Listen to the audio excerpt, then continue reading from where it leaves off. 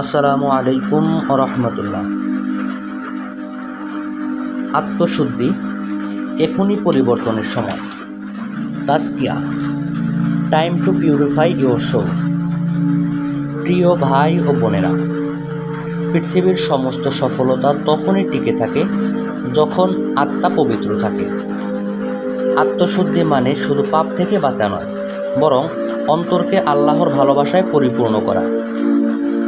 কুরআনে আল্লাহ তাআলা বলেছেন, যে নিজেকে পবিত্র করেছে সে সফল হয়েছে। সূরা আশ-শামস। আল্লাহ তাআলা আরও বলেছেন, কঠিন ওই কিয়ামতের দিনে ধন সম্পদ সন্তান সন্ততি কোনো কাজে আসবে না, একমাত্র পবিত্র ও পরিশুদ্ধ আত্মা ব্যতীত। এর থেকে বোঝা যায় আমাদের আত্মা পরিশুদ্ধ ব্যতীত কোনো উপায় নাই।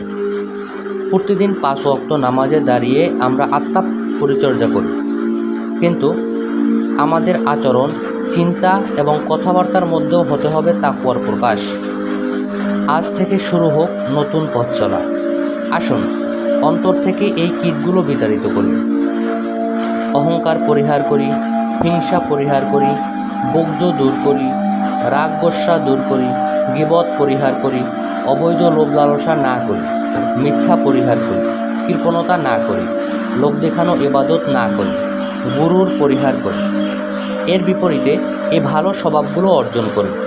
নিয়মিত তওবা করি, সবর বা ধৈর্য ধারণ করি, শুকর করি, তাওয়াক্কুল করি, সৎ কাজে একনিষ্ঠতা আনি, আল্লাহকে ভয় করি, রজা বা বেহেশতের আশা করি, মোহব্বত বর্জন করি, মোরাকাবা করি, মুহাসাবা করি।